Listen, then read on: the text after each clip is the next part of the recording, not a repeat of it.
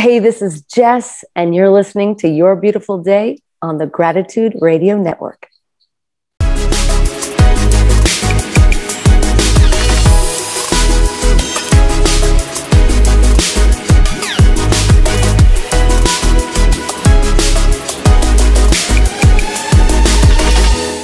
And welcome to Your Beautiful Day on the Gratitude Radio Network. I'm Jenn, Mother of Gratitude, and we hope that you are sharing gratitude in your life and everywhere that you go. And with me are my co-hosts, Pearl Sharenza.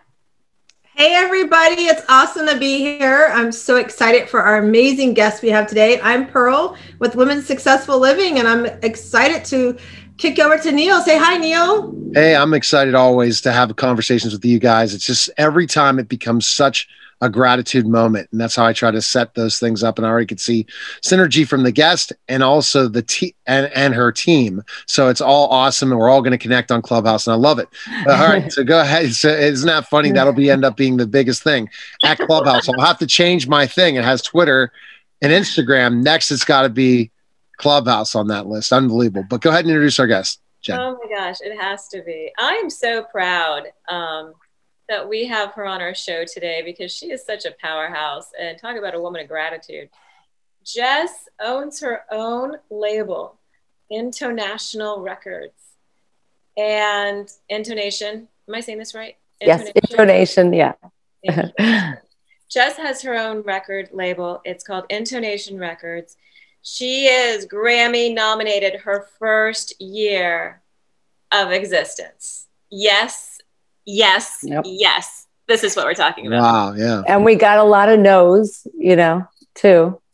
In the first, when we first started, we got a lot of no's, but I never take no. So you're never supposed to take no for an answer, right, Jess? You got to keep going and keep striving even when people knock you down.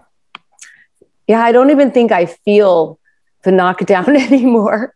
It's kind of like you just keep going. You don't think about it. It's like it hits you for like 5 minutes and then it goes away. Jess, what is some of the, were you musical as a child? Yes, there really wasn't anything I was going to do but music. I think I started writing songs when I was like 5. My mother's an artist and very musical. So that was a lot of music, instruments in the house. And I just always sort of knew, what I wanted to do. And I never really thought about it too much or like what kind of life that was going to be or anything. I just sort of, as soon as I was allowed to go out or sneak out, I would definitely sneak out and go to clubs and go out and just, always sitting, by the radio and just singing every lyric and every note, to the song. So yeah, definitely knew. And I just sort of just kept on going. I did a lot of stuff. I did like a lot of demos and things, but I just kept on going. And I just always had a sort of a vision of what I wanted to do. So I didn't even tell my parents. I mean, they knew, and then they made me, go to school and stuff, but I just sort of just kept on doing it. And I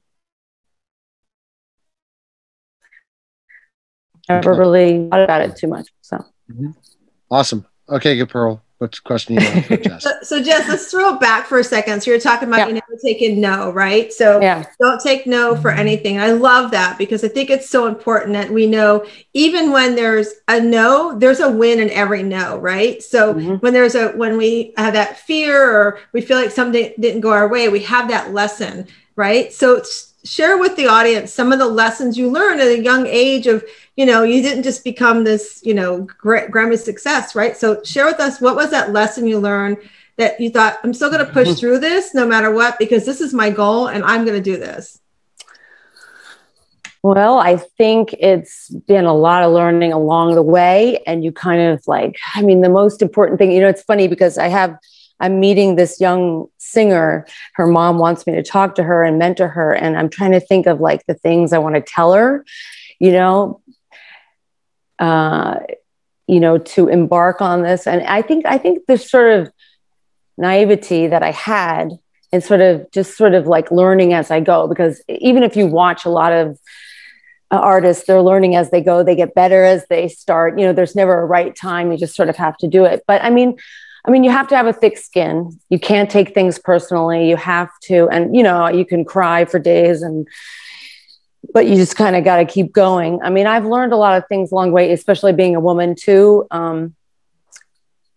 And just being tough, and, you know, you got to be the bad cop, and you just got to be it, you know, because if you don't have somebody always being that for you, you sort of have to do that. So, I mean, I think I've been knocked down a lot of times. I've had a lot of different managers and things and people telling me what to do.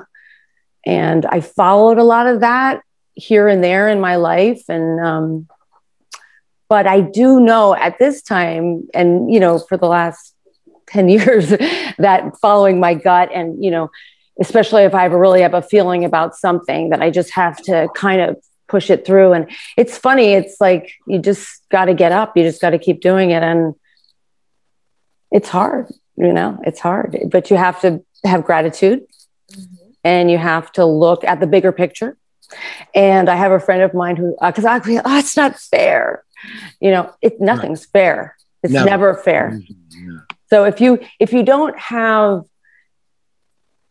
you know, if you always know it's never going to be fair, and you're not always, then you're not going to be disappointed. You kind of have to come at it that way a little bit too, you know. And you know, I have gone through so many things since last year and this year, just, you know, dealing legal things you're always coming at you every day. It's something, and it's like, you know, you just have to look at the bigger picture of it all, and be in the moment, and see the real weight of it somehow, you know? Jess, what brought you to the point of opening up your own record label? Well, you know, it's funny because I remember signing my first record deal, and I was like, oh, pop the champagne. My first, publishing deal, this pop the champagne, signing, look, I signed, and, you know, but it was always really KT, who you met today too, and me and Richard, and people that work on my team, that, you know, we do a lot of the work. You have to do a lot of work. You can't like sign a record deal and think they're going to do it for you. And I used to think that, actually. So you're doing it. And I just thought, God, you know, I think because I'm also, you know, an independent artist, I work with a lot of different labels, and I've been signed to labels where you're just signed to them. But now we're in a different place where you can be signed to a lot of labels, or you can have your own label. And I think as an artist, it's really important. Neil, I was watching your video about branding and how your brand is you. And I think all these things, especially because I write, I sing, I DJ, I am healthy, I'm spiritual. These are all my brand, you know? So I think that as DJs, you need to also produce your own music. As artists, you need to write your own music. That's your brand. That's your style. That's how they feel you. And I felt that with the record label, that was just another extension of it. And I think it's really important, especially in this time now that we're living in, where can be in control of our destiny and our work, that it's important as an artist to have, you know, represent. I also really I sign a lot of other artists, and I want to be a positive force for them too, because I remember, you know, getting my first record, and it's so, you know, helpful when somebody lifts you up. Obviously, not everybody's going to do that. So I like to do that too. Give back. So that's an entrepreneurial side of you, because when you're at the record label, then they're going to get a certain percentage. And you kind of said to yourself, you know, especially, so why, even if you're signed, you're still considered independent? Define that for me. That's the confusion I'm at in understanding this industry. Yeah. Well, I mean, if you're on a major label, like one of the majors, you know, Warner, Virgin, then you're sort of signed in a 360 way, where they control everything of your existence. And when you're sort of, and I can do that with the record labels I'm working with too, but we've also changed from, you know, people still release records, but they also release singles as well. So unless you're signed to a 3-album deal or something, and they control your touring and all your releases and all your publishing and things like that, that's more of a way to, and obviously they should give you a lot more in return as well. But this way, when I work with different labels, I can kind of release different things, different styles, because I play guitar and piano, and I do acoustics, and in my dance, I'm known in the dance world, but a lot of my songs are just really songs I wrote on the piano that I've given to DJs and worked with DJs. So for me, it just gives me a little more freedom. I release on my own things I love and things I'm into, and different stuff, which I'll be doing in the next coming months, a whole different sort of thing that my fans aren't used to. Yeah. And then I just work with different dance labels and things, but they don't, unless I sign to them for a whole bunch of albums, then I'm not tied completely. So it's not an exclusivity. It's kind of interesting. Look at all those things. Go ahead, Pearl, with the question you have for Jess. So let's talk about your music for a minute. So your single, Don't Let It End, I was able to listen to it. Oh my gosh, your voice is just so amazing. It's a beautiful song. So tell us a little bit behind the song and what the meaning of the song is for you. Well, you know, I actually started that song, and I think you heard the acoustic, and that's how it was originally written.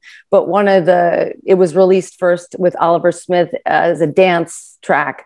And so that's how my fans got to know it first. And then I sort of strip it back into it as acoustic. But it's funny because I wrote it like just at the beginning of lockdown. You know, I think I just played in New York, in Brooklyn, at this huge, beautiful place. And, you know, it's about being on tour and sort of like feeling the emotions of what you feel like, you know, flying all the time. You know, we fly in, we do the show, we fly out the next day. You know, we connect with our fans, you know, I mean, with our fans, you know, it's like we have these meet and greets, and we're like, you know, 20 people hugging, sweating, kissing, you know, and it's funny because that's when I started writing it, and then the lockdown happened, and it became sort of like something else, a little bit more of like longing for that. And it kind of became like an anthem for my crowd, my family of fans and stuff. And it's really sort of, I haven't sung it live. I've sung it on my show, which I do every week on Sunday. But so it's kind of like been really for this time. It's fit in there, you know, so it's kind of wild. I love it. I think it's really motivating. Thank you. I love the beat. I love the way it makes me feel. So you heard the one. It's very about it too. You know, it's empowering. Thank you. Yeah. I love to write. I mean, I like to write. I can write a good sad song, but I like to write with hope, and I like to write with, you know, it's, you know, I definitely do. Yeah. So would you say, when you talk about your music and you talk about, who do you think you pattern your music after? If there's anything, no, not so much. I mean, I always loved Madonna, you know, growing up, and Blondie, and, you know, all the women. But I loved, you know, everybody, all different types of music. So I don't really come from the dance world. I knew house music, but when I went out to California, I discovered a whole type of different music called rave music, which is not really known in New York. And but it really bases itself on melody and lyrics and vocals. So I was like drawn to it. But I love the layering of it. Yeah, no, it really can give you like, you know, goosebumps. And it's such a different, I mean, if you've never heard it, like I was working in the studio, and this kid was raver, you know, they wear those big pants and the glow like sticks. Type of yeah. Which believe me, I've been part of for years, but I didn't know any of it. I knew, you know, more just house music and club music of New York. And it was just really interesting to me how it really has to go together, the melody and the chords, like so much so that you like really feel it, you know? So that immediately drew me in, and I was hooked, and went off for there. I think I also saw Neil. I was watching one of your interviews, and you said, I don't know, have you been to California? Yes. Okay. Because I also grew up in New York, and I never went to California. We don't go to California.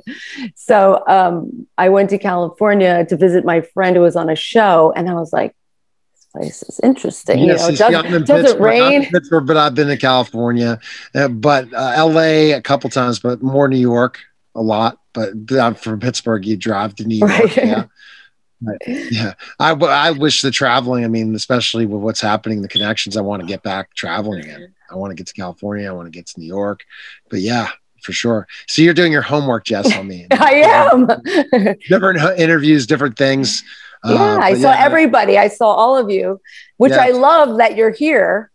Yes. Because everybody did something. And I was thinking, oh, I hope because I love spirituality, and I love, you know, that's where I go. I'm a good producer, Jess. I'm able to put the people together. So depending on the interview, it just makes sense, because I interview like 4 or 5 celebrities a week, and I do about 13, 14 shows, not even counting Clubhouse. I don't call that radio and podcasting.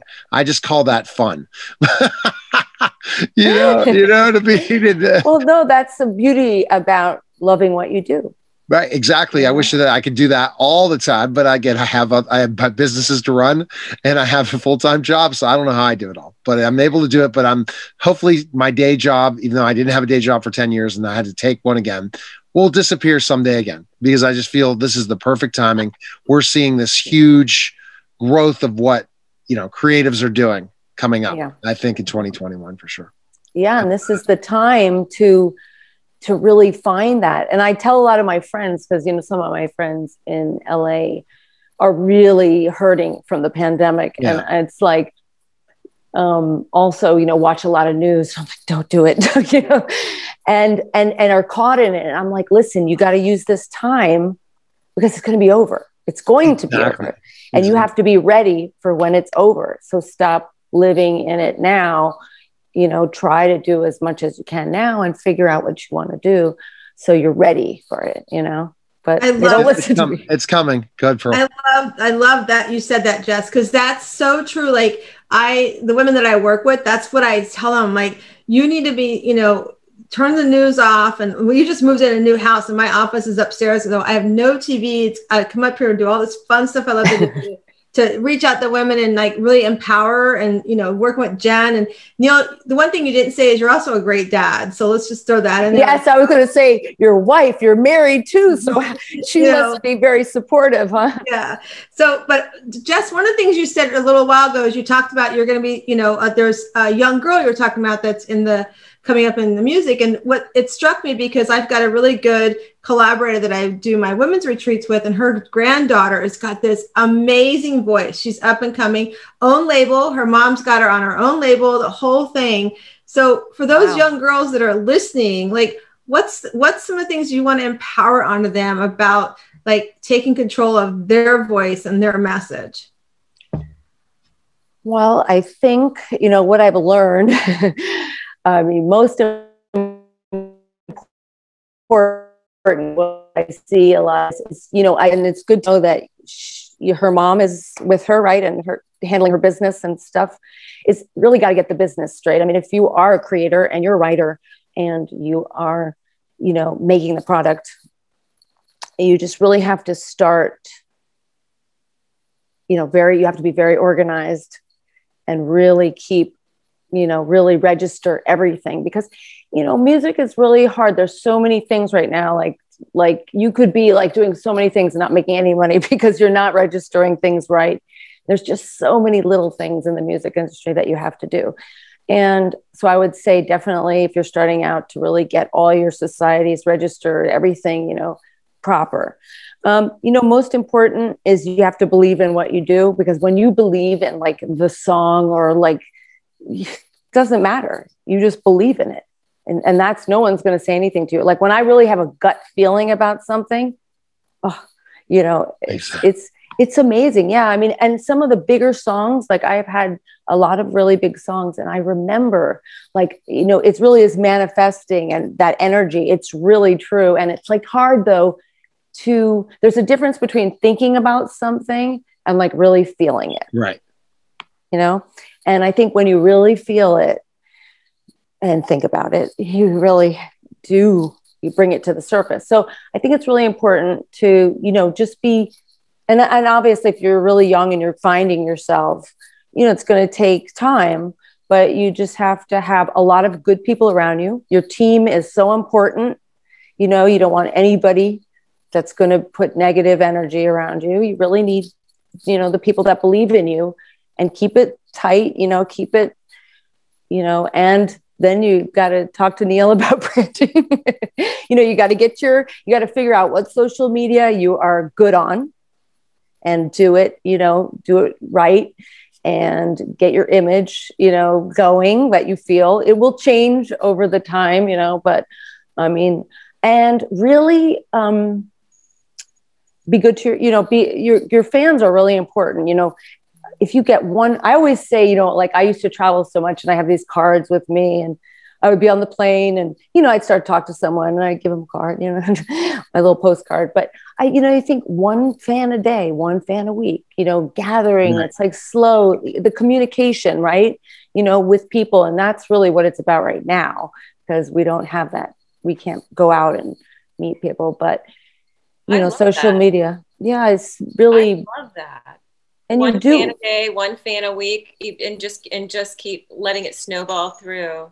Because they say 1,000 true fans, you know, that's what it's 1,000 true fans, you know, like those people that'll go to bat for you and really, and, you know, it's, you know, you have to also not let it zap you of everything. You know, you have to do it and give yourself a good amount of time to do it. But, you know, it's building. Share with us real quick. You have a new set of remixes coming out next week. I do. Back Under the Midnight Sun, and that your album is going to be celebrating your career. Yeah. They were like, you need to do a best of, because I have a lot of songs, but I said, no, I want to it's called Memento. So it's a 2 album. It's going to be on vinyl too. So it's a 2 CD set and album. They'll do a special poster. But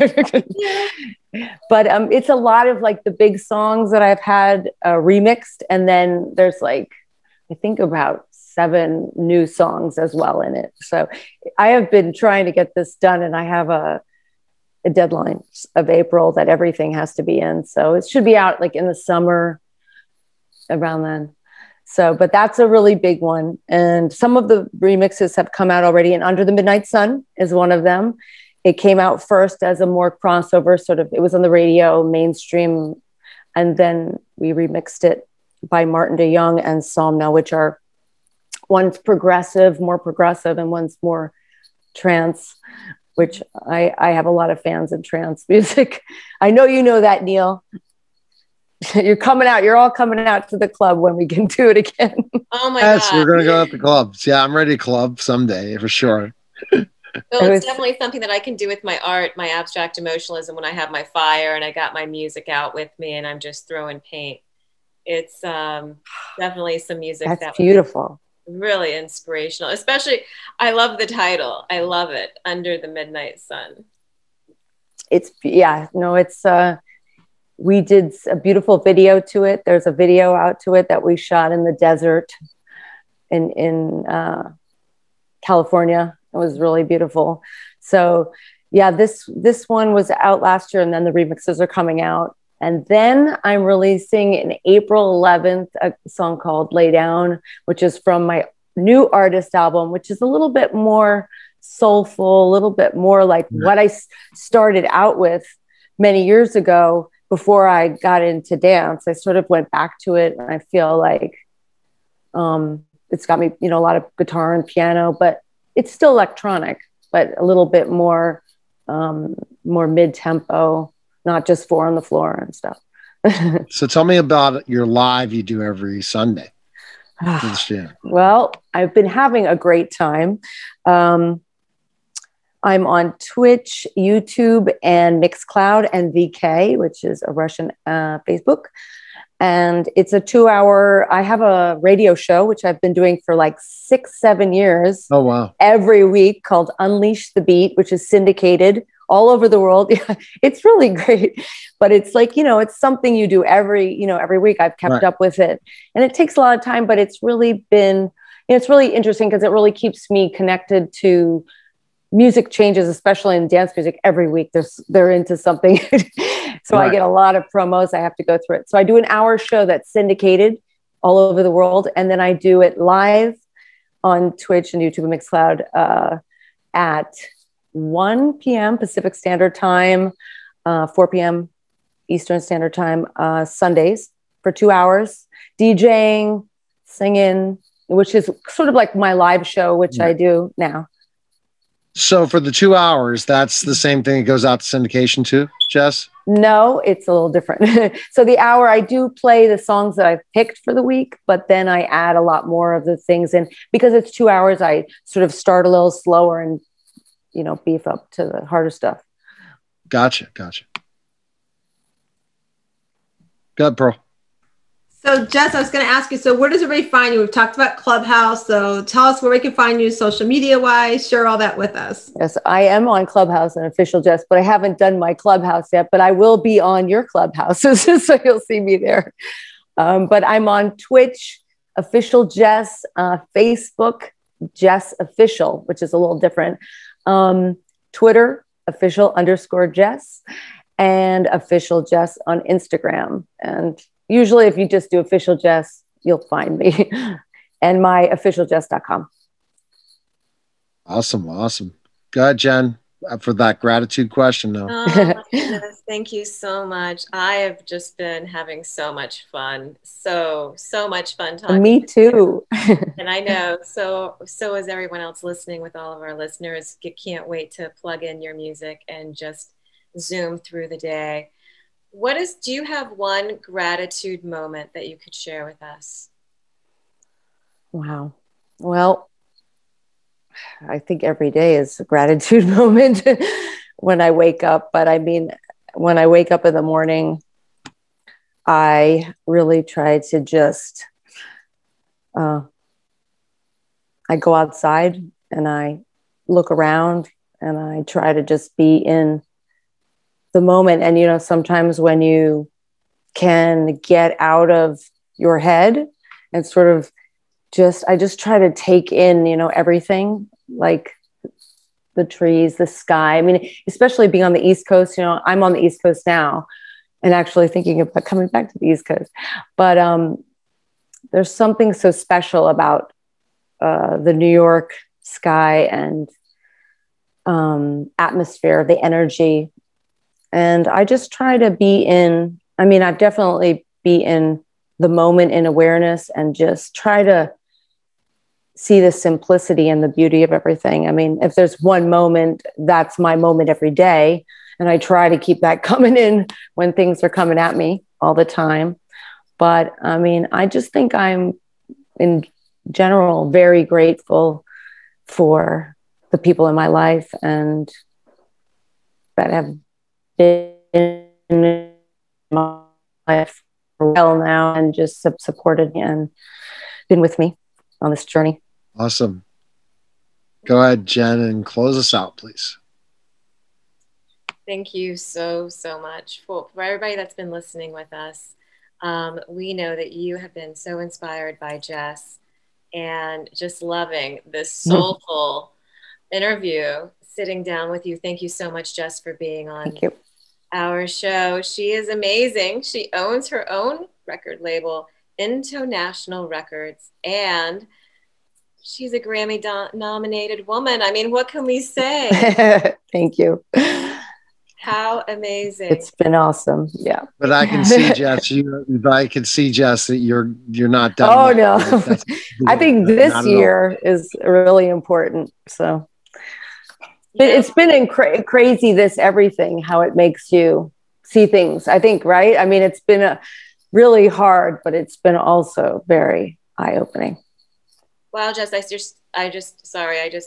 I'm going with spirit. When spirit happens, I just see everything completely opening up, the heavens opening up and raining down on making up for everything that's happened to you. Yeah. And continue with your gratitude in the morning. That's what I do. I try to wake up 30 minutes beforehand and just say thank you and stay in gratitude, and you're already there. And I just see a lot of really great stuff. Thank you. You're welcome. So nice to be with you all. Thank you so much, Neil. Thank you, Pearl. Thank you, Jen. You're welcome. So awesome. And I am going to keep in touch, and I'm going to see you on Clubhouse, all of you, but I'm going to keep in touch because I really would love nothing more than to play in New York and you all to come out. Absolutely. Yes. Come to Tampa too. Oh, I played once at the Tampa Amp. Oh, love it. Awesome. Love it. Check out her music. Check out Jess. She's amazing. And remember, you're blessed, you're loved, and you're sacred. Mwah. Have a mwah. Mwah. Thank you, Neil. Thank you, guys. Thank you, Jen. You're welcome, sweetie.